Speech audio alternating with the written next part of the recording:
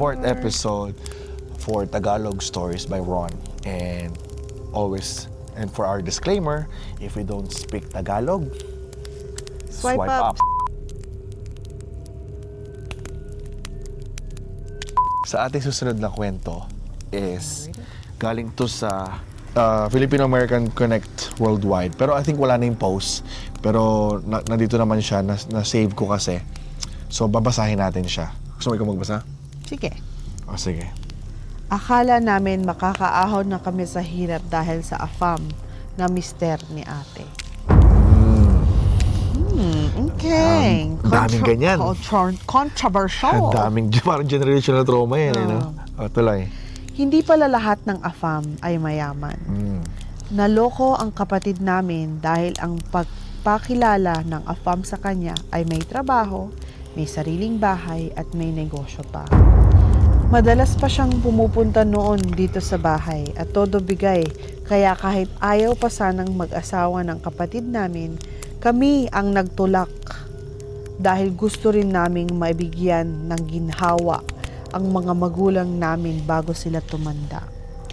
Ngayon ay nasa US na ang kapatid namin, pero todo kayod siya at halos wala nang natitira sa kanya dahil nalaman niyang puno pala ng utang ang napangasawa niya. Galit pa ang lalaki kapag nagpapadala siya sa amin at minsan tumatawag na lang ang kapatid namin na umiiyak dahil sa sobrang pagod at bigat ng sitwasyon niya. Alam mo, totoo lang ito nalaman, mula nung nakilala ko siya, kasi akala ko talaga, lahat ng mga Amerikano or foreigner na nasa ibang bansa, mayayaman. Alam mo yung nakikita ko kasi sa Pilipinas, ang lalaki ng bahay nila Uy, nakapag-asawa ng Amerikano yan. Naka-LV, yung mga nakaahon sa hirap. Pero, totoo lang, minsan di naman lahat.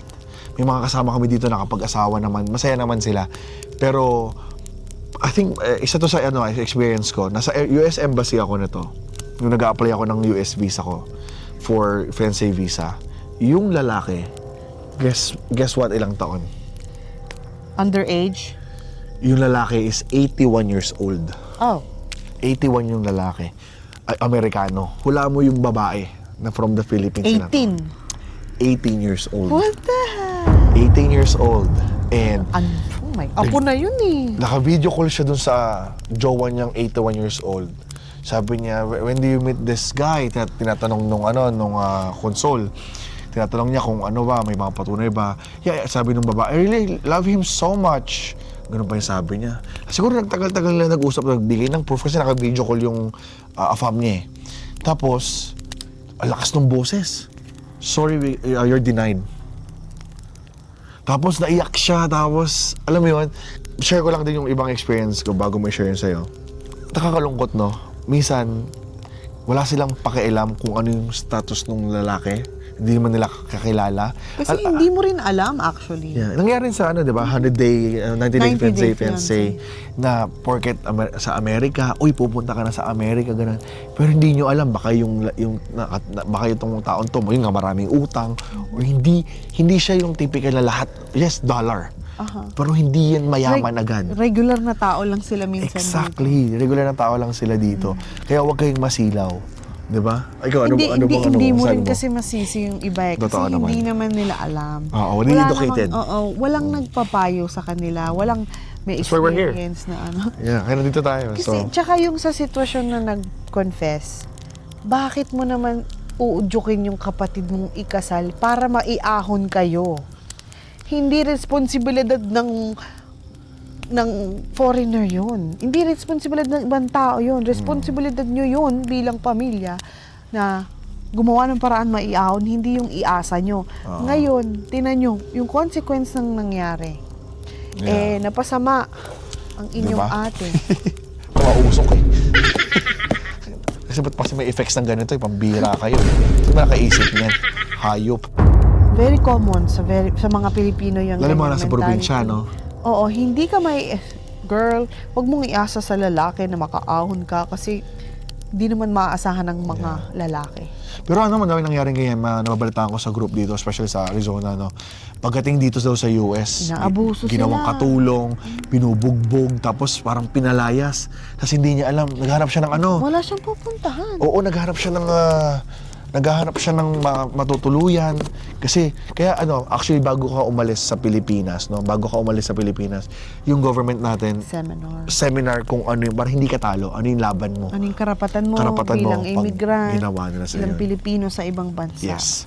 So, usapang AFAM, huwag kayong masilaw. Hindi lahat ng AFAM makakabuti sa buhay mo. I mean, swerte ng mga iba. Congrats. Good job. Good job. Congrats sa kanila and masaya sila ngayon. Pero, alam mo yun, iba talaga kasi. Lalo yung, ito pa masakit. Mahal ka ng lalaki. Pero yung family niya, they treat you shit.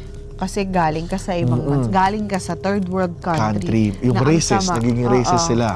Nangyayari yan. And parang nangyayari, katulong ka ng pamilya niya na, alam mo yung minsan, paparinggang ka. Nangyayari yan. Masakit yun. Yeah. Tsaka yung isa pa, malaking factor tulad nung sinabi mo, age gap. Love is love, oo.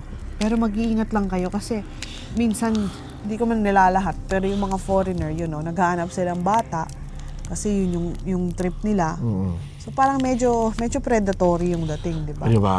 Pero may mga mabuti naman na talagang nagkataon lang na magkaibang edad kayo at nagkagusto kayo. May age doesn't matter, pero siguraduhin natin. Be May sure. mga patterns naman. May mga patterns. Yeah. So guys, anong tingin nyo sa story natin for tonight and for this video? Nagustuhan nyo ba?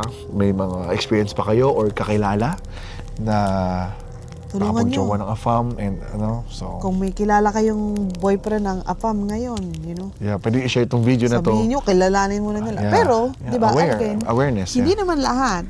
May mga mabubuting AFAM. Oh yeah. Let's talk about that one bago natin i-end yung video. Marami kaming kakilala dito na masaya sila, meron silang mga anak, meron silang pamilya dito. Tsaka supportive sa pagpapadala ng pera. Kasi yan ang hindi mawawala sa Pilipino eh. Magpadala ng pera, magpadala ng paligbayan boxes. Hindi nila pinipigilan, hinahayaan nilang mag-give back sa family.